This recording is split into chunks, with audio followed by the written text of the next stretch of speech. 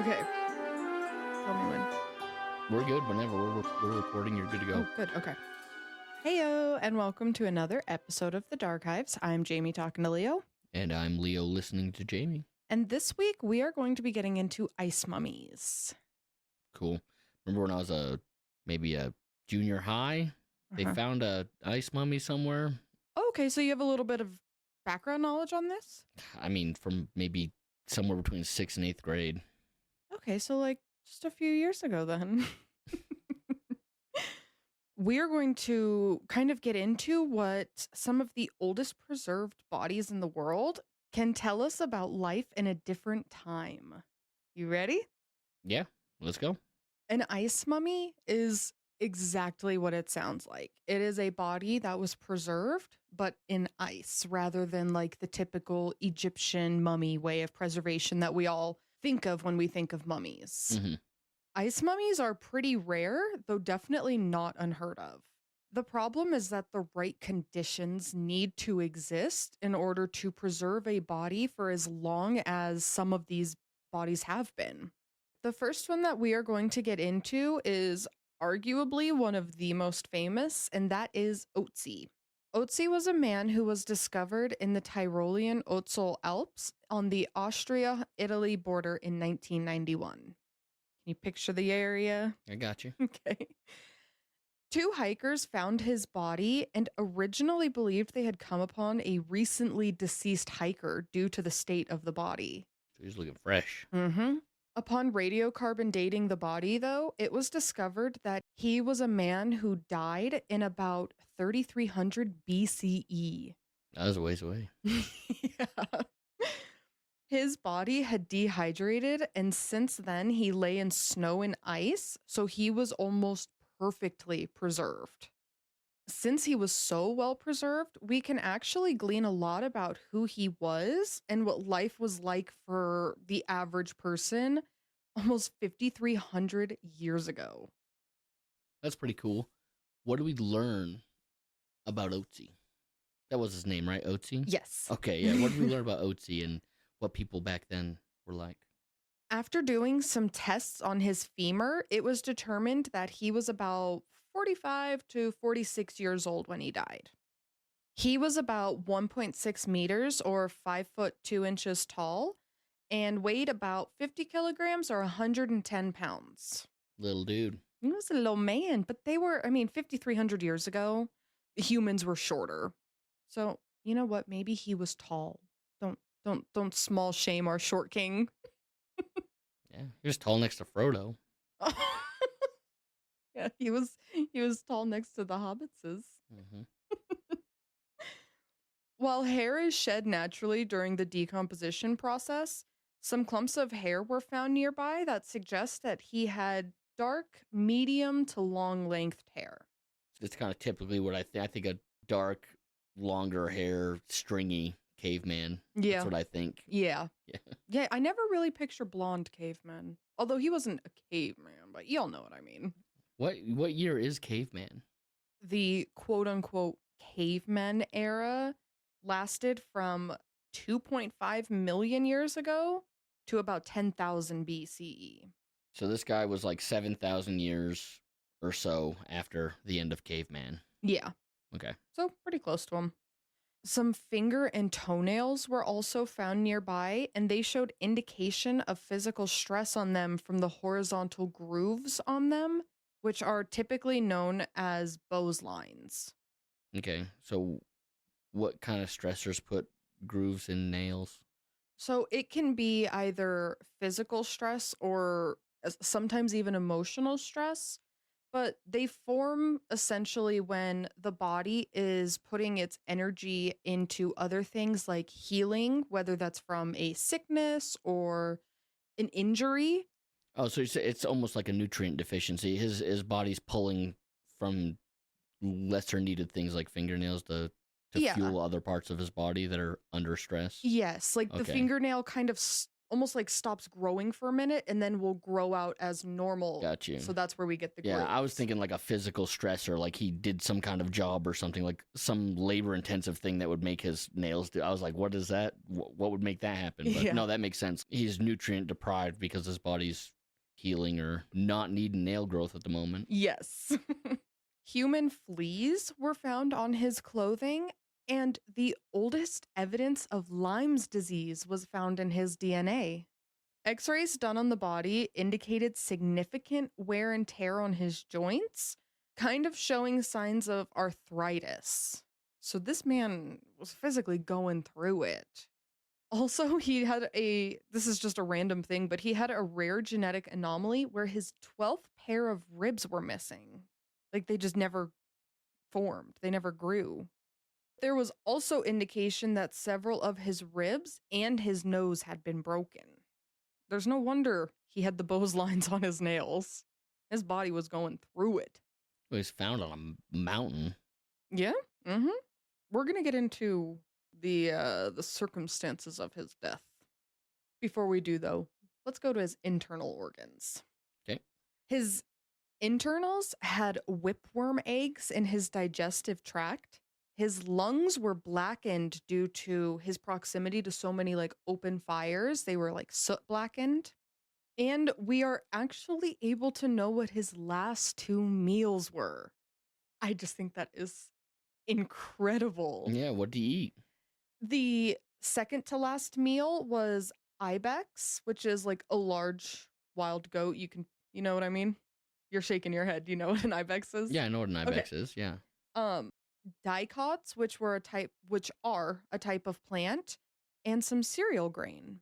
His last meal was red deer with maybe some more cereal grain. He was found with blackthorn fruit, mushrooms, and some gnawed on ibex bones on his person. Chewing for that calcium.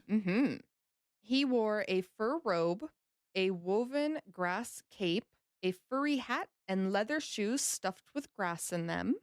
He carried a small copper-bladed axe and a flint dagger, 14 arrows, a fur arrow quiver, and a wooden bow. I can't believe they had copper. Yes, we are in the copper age right now, so that is what their tools were made with. His axe the handle of it was made from yew, like the wood, and the blade itself was cast into a mold and then They smelted. Yeah, cooled and hammered into the shape. Yeah, they smelted. Yeah, the copper part is 99.7% pure copper. That's crazy to me. They were smelting in 3300 BCE. Yeah, they were doing the damn thing. What's weird too is the copper that was used in his blade wasn't even from the Alpine region where he presumably lived, but it was actually obtained from like southern Tuscany in Italy. Traveling merchants. That's crazy. Isn't that fascinating? It is, because I have such a weird skewed line of history, right? Because I think, our modern age, we've advanced so much in just, the last 100 years. Oh, well, yeah, 100%. It baffles me that 5,000 years ago, They were able to forge. they were smelting. Yeah, they were forging axes. Yeah, it's crazy. Yeah, that's super crazy to me. Hey, that's what I'm here to do. I'm here to adjust your history timeline. Back to his possessions. To hold all this, they found a U-shaped wooden frame that is speculated to be used as like a backpack of sorts. He has 61 tattoos on his body that were made by rubbing crushed charcoal on like fine incision marks that were made in his skin. They're kind of just like almost tally marks, just little lines. And while we don't know for sure, it's believed that these were made in an attempt to alleviate some of his physical pain, almost like acupuncture. And this theory is kind of backed up in modern day acupuncture. Those same places are what's marked on Ötzi's body. So there might be a little truth to that. Man, it had to suck to be a human back then. You got worms in your belly, Lyme's disease, you got arthritis, you just ache and hurt all the time. Yeah. Our boy was going through it. God damn. He's got smoke inhalation in his lungs. Yeah.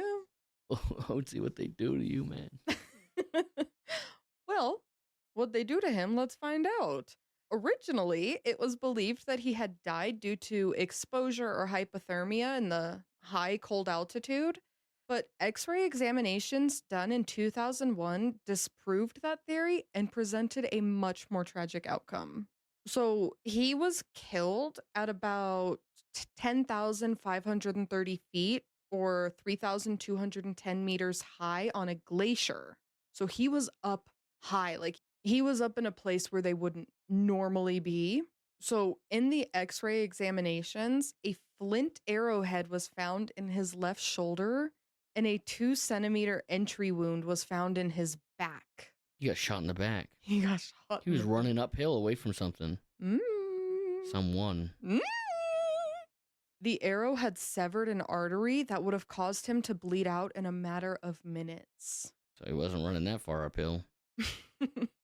Well, he had also suffered a head injury, probably around the same time as the arrow wound, but whether that came from like him falling or a blow to the head is unknown. Well, if he would have bled out in minutes, that means he wouldn't have run. Somebody was up that high with him. Yeah. Somebody duped him up there. Yep. Somebody brought him out to the mountains and shot him in the back. Well, more evidence of this being a murder is he had a deep cut on his right hand, one that went all the way to the bone. So it's speculated that that was like a defensive wound where he was like trying to block something.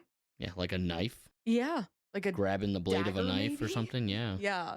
So speculation and theories, but it's believed that he was fleeing up the mountain to like get away from the murderer when they caught up to him and shot him. Well, arrowed him. My boy Ötzi. Mm-hmm. That's wild. Yeah. Poor guy. We say poor guy, but who knows? He might have been disappearing all the village children. We don't know. Yeah. Could have been throwing them off a cliff somewhere. Yeah. Yeah, I mean, brutal end no matter what, but he was killed in the early months of summer, and he remained there in his icy tomb until global warming has caused levels to drop, like the ice levels, and his body was thawed and discovered. Cool. It's really cool that we got that much information about him. Just from his body. Yeah. He was preserved so well that we got a lot of info about him. Yep. Very cool. What else you got for me? Next, I'm going to take you to the Altai region of Central Asia. Siberia, Mongolia, and Kazakhstan all kind of make up this area. In 1993, a tomb containing the ice mummy of a 25-year-old Pazyryk woman who lived around the 5th century BCE was found, and she had remained untouched under permafrost for around 2,500 years. She was found in an underground chamber made of wood and covered in rocks. Now, looters had actually entered this chamber and kind of ransacked it a little bit, but this actually helped with the preservation of her and her body because the hole that was left actually allowed water to enter into the tomb, and that froze, which preserved everything inside. She was buried in a silk blouse with an elaborate headdress. And when I say elaborate, I mean elaborate. It was a big old headdress.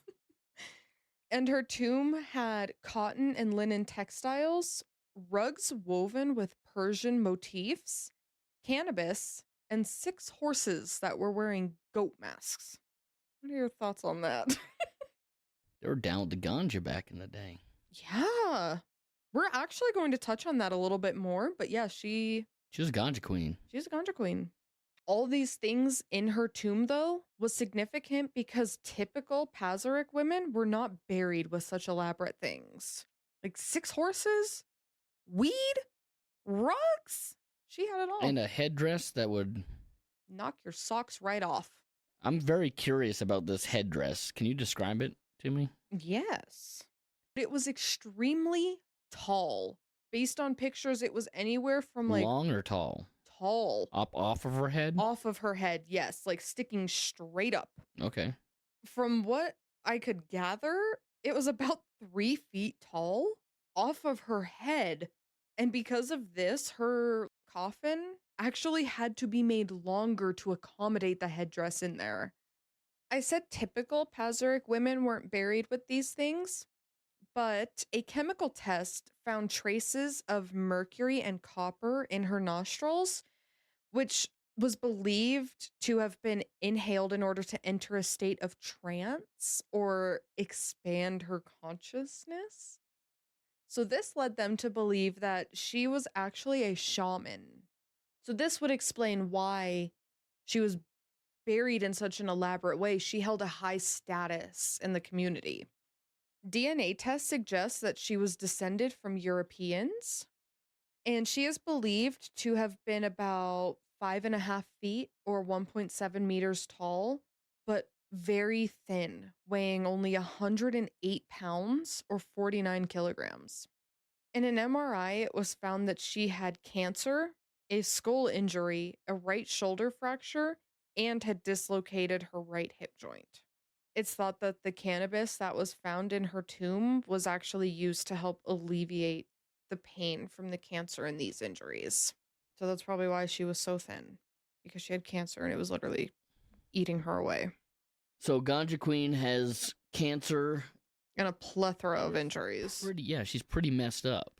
Yeah. She fall down?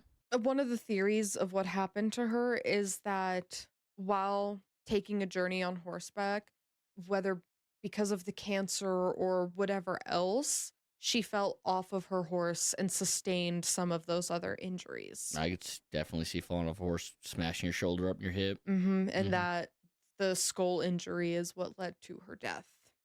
Because, 100 pounds with cancer, you're so frail. A fall like that, it could result in death.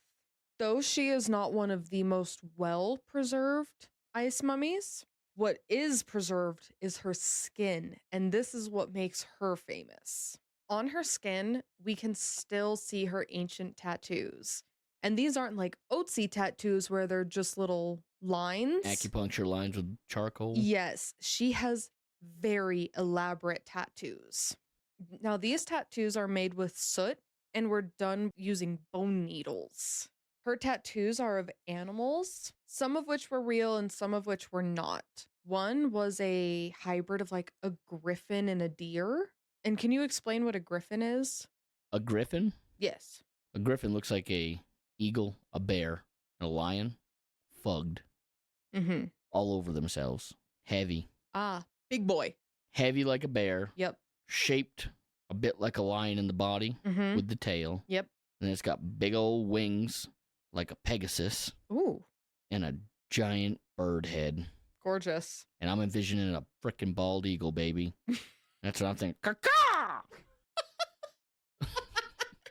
Because that's what bald eagles sound like. Yeah, don't you know? You go into the mountains and they go, caw-caw, caw-caw. We're all like, oh my God, it's a bald eagle. Did you know that the screech that we normally hear when we hear a bald eagle in movies and stuff is not a bald eagle? That's a hawk, isn't it? Yeah, it's actually a red-tailed hawk. Well, this this bald eagle that you have in your head. Now, picture a griffin and a deer combined. That's what she had tattooed. Almost like a deer Pegasus. Like a hippogriff. Hippogriff had the snake tails, right? No, they had horse tails. The fuck had the snake tails? I don't know. But another I don't know. But another one of her tattoos shows the transformation of an animal going from a goat to a leopard to a deer. It's like the Animorphs cover. You can picture what I'm saying with the Animorphs? I don't know what Animorphs are. That was a book series. And the covers were always so goofy. It would be like a child transforming into a leopard. Nope. Okay. I don't know what those are. Animorphs. Okay. I know Animalities. No, I don't know what that is. We're two different kids. Yeah, we were. Animalities is the animals that Mortal Kombat people take on. Liu Kang is a frickin' dragon. Tracks for me to know you would know video games, I would know books. Before we get too far off on this track. Don't stop me on Mortal Kombat. I'm gonna stop you on Mortal Kombat. Fuck. Jax is my boy for life. Okay. This woman obviously held some weight in her community. Just because of how she was buried, the objects that she was buried with. And there are some theories on how she died, one of which I mentioned earlier of her taking a fall and Hmm. possibly dying that way, or it was just the cancer that inevitably got her. But all these centuries later, she is still making an impact on not only our knowledge of her people, but also to this day, people will still get the same tattoo that she had on her. Which one? The Griffin deer. Griffin deer. 5 points to Griffin deer. Did you put your name in the goblet of fire? Dumbledore asked calmly. Next, we're going to South America. Now, in this one, I'm actually going to tell you about 2 different instances of ice mummies. We are going back to the Inca Empire. This was the largest known empire in South America before the Europeans came in and ruined everything. The empire spanned a vast part of South America's west coast and the Andes Mountains. Now I'm going to give a little warning here. We are going to be talking about child sacrifice. I already brought that up with Ötzi. We're fine. Okay, all right. Well, this was an important part of their culture, and this was usually done after major events like natural disasters or the death of an emperor or something like that. This was actually seen as a huge honor, as only the emperor could decide who was the one being sacrificed, and children, both boys and girls, were chosen on how perfect they were, how beautiful they were. So it was taken as a compliment to be picked for the sacrifice. It was believed that the children would kind of become a conduit between the gods and the living. So before their sacrifice, the children were almost seen as like a deity, a very revered figure. This would also elevate the family status with the emperor and his court. Ceremonial feasts would be held in the child's honor, and a grand procession would begin in their home village and then would climb up a designated mountain. Once at the highest point they could go, the child would be placed in a tomb-like structure that had stone walls and was dug out. And at that point, they were fed chicha, which was a maize alcohol, like a corn alcohol. And according to the skulls that we have found of these children, they would be hit in the back of the head, as indicated by like skull fractures. And it's not known if this was a killing blow or just something to knock the child out. But either way, they were hit in the back of the head. They got bonked. They got bonked. They got bonked pretty good. And then they were left there. Before being placed in the tomb, the children were dressed in ceremonial clothing, and they were surrounded by like different artifacts that would go with them into the afterlife, kind of like the Egyptian belief. Very much like the Egyptian stuff. After death, priests would continue visiting the tombs to make offerings of coca leaves or ichu, which was wild grass that was grown in the valleys below the mountains, and they would fill the tombs with dirt. Oftentimes, a miniature figurine made in the likeness of the child would be placed on the surface by the tomb as well. So that is actually how archaeologists are able to find these tombs, is because there's like the little dolls, there's indications that there's a tomb nearby. So now that we kind of have a background of how these children ended up so high in the frozen mountains, the first one that I'm going to get into is the Ice Maiden, or Mummy Juanita. An original. Yeah, they're all maidens. We've already got a maiden. They're all maidens. Come on, give us a name. Ötzi got a name. Give women names. But she was found near the summit of Ambato in Peru in September of 1995. At about 20,500 feet, or 6,240 meters above sea level, a bundle of cloth was spotted, and when they went down to this cloth, it was discovered to be her body, bundled up in this. She was a healthy girl, aged somewhere between 13 and 15, and she was killed from the blow to the back of her head. She was buried with gold and silver statues, ceramic objects decorated with geometric figures, some food, pottery, and some woven bags. So those were all going with her into the afterlife. She was taken to Johns Hopkins University here in the US in Baltimore, Maryland. And they did some tests here, and combined with tests done here and some down in Peru, it was found that she had a pretty well balanced diet, strong bones, and good teeth. So she was overall in pretty good health. 14, not too much bad happens to you by 14, you know? Not yet, but malnutrition can be seen even at a young age. So it seemed like she was eating and living good. Also discovered was that her mitochondrial DNA was still intact due to her being so frozen and well preserved. They were able to link her ancestry to that of the Nobe people of Panama. She had Taiwanese and Korean descent, and even some Native American. And she was an Inca girl. Yes. Very cool. Yeah, a little bit of all over, huh? We had some Central America, some Asia, some North America. Yeah. It makes sense to me, the Native American and the Panama people in her, but the Taiwan and Korea, it just seems so random. Yeah, I don't.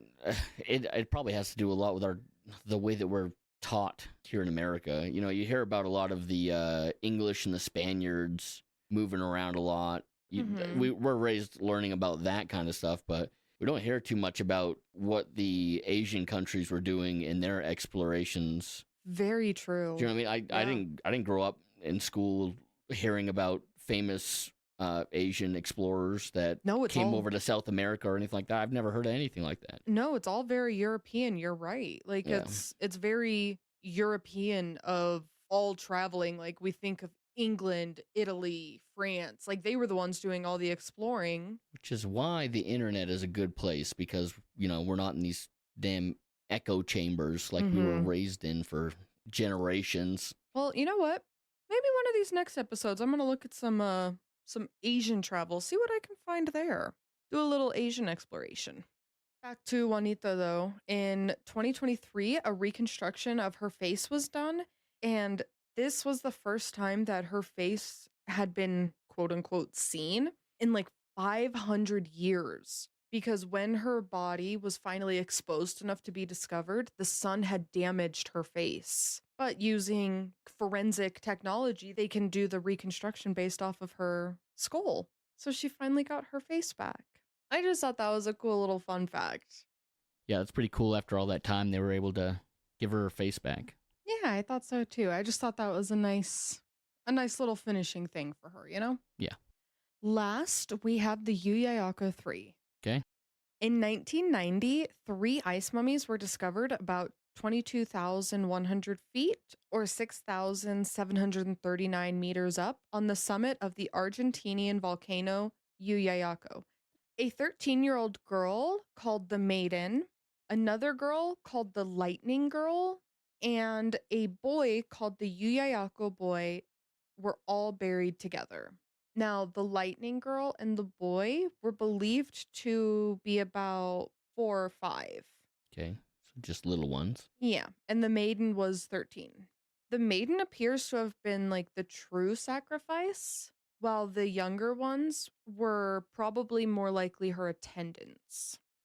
Slaves in the afterlife? Maybe. Yeah.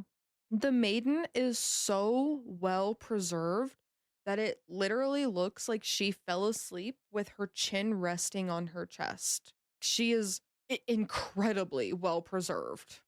Due to this phenomenal preservation, hair samples were able to be tested, and this revealed a lot about her life and the lead up to her death. Okay. About a year before their deaths, now this applies to all 3, their diets took an extreme left turn. Before this, they had been eating a quote unquote peasant's food, which was mainly consisting of vegetables, mostly potatoes. But in the year leading up to the sacrifice, their diets now consisted of maize, dried llama meat. They were eating good. Also consumed in excess were coca leaves, which is where we get cocaine. And yeah, but if you chew on it, doesn't it just kind of get you buzzing like caffeine? get you buzzing, kind of staves off like any appetite that you have. The maiden, though, it does appear that she had more of the coca leaves and the alcohol than the younger ones, though. The kids were drinking alcohol? Yes, all three of them had coca and alcohol in their systems. Okay. So the younger ones had a more steady rate of the coca and alcohol, but the maiden had more coca in her system, which peaked about 6 months before her death, and more alcohol peaking in her system within the last few weeks of her life. She was a drunk cokehead. How old was she? 13? Well, she was being honored. You know, her life was coming to an end. Her and everybody else knew it. Why not let her indulge in the finer things of life? Coca and alcohol. Just seemed like she could kind of level out. She's got an upper and a downer. Yeah. It's kind of hanging in the middle there. Good for her. She was being treated almost like a goddess on earth because she was playing such a pivotal role in this society that she was being treated with everything of importance. And the little kids just got to get in on it. They just got to go along for the ride. I guess it's lucky for them in some aspects, but, still, I'd rather not have to die along with the sacrificed girl. Yeah. But if your society and like the way that you were brought up and everything that you were told was telling you that this was like the biggest honor of your life and you didn't know anything different, they probably went into it jazzed as hell. A little scared, but probably jazzed up. Like what? I get to go hang out with the gods now? I get to go be... Well, I get to bring prosperity to my people for the next X amount of however. I get to help them come back from this fire, this flood. Yeah, I'm helping with next year's crops, whatever it be. Exactly. Like, I get how it's a big honor still. I'd be scared. The 21st century man in me says, don't do that to me. You know what? The Jamie from 500 years ago says, great, give me some coca and some alcohol. I'll rip this. I'll go hang out with the gods. I'm ready. We had copper 5,000 years ago, and we're still sacrificing people 500 years ago. Time is a fluid thing. How weird is that, though, when you think about it like that? Yeah. Like, we had tools. We were no longer just crazy monkeys with sticks, but we stayed crazy monkeys with sticks. Yeah, we've always been kind of crazy monkeys with sticks. The sticks evolve, we don't. Yeah. To the fun partying, though, back to that, she was found with coca leaves actually like in like a coca lump in her lip, almost like a dip. Yep. So now from what I read, it said that that was suggesting that she might have been sedated. But since we know that it was a stimulant, I'm wondering if that was just maybe put in there to make her feel good. Like you're jazzed, you're all hyped up. You know, cocaine makes you feel like Superman. Maybe she was just... She's sitting there just tweaking out like, do it! Yeah. Yeah, but she was found with the coca lump in her mouth. So take that how you will. Sounds like she developed a little problem in her rock star lifestyle she had right at the end there. Don't drug shame my girl. Don't drug shame the maiden. She was buried with a feathered headdress, very elaborately braided hair, and artifacts placed on a blanket over her knees. She was sitting crisscross, crisscross applesauce action. I remember I didn't hear crisscross applesauce until I was in my 20s. I wonder if that's an East Coast West thing, because you're from the East Coast, I'm from the West Coast. Yeah, I'm probably going to cut this out, but a fun little thing. I was at a water park. Like Waterworld? Yeah, I think I was, or Elitch's or something. Mm-hmm. I was on a water slide, and somebody said crisscross applesauce, and I looked at them like they had 10 heads. I was like, what the fuck are you saying? Crisscross applesauce? What that? Yeah. Imagine not ever hearing that your whole life, and someone just looks at you and goes, crisscross applesauce. I was like, fucking bake it, flip it, and flap it? I don't know what you're saying to me. Bake it, flip it, and flap it. Yeah. I'd never heard that. That is so funny. But no one on the East Coast said that when I was growing up. Yeah, I do wonder if that's just a difference of like East Coast versus West Coast.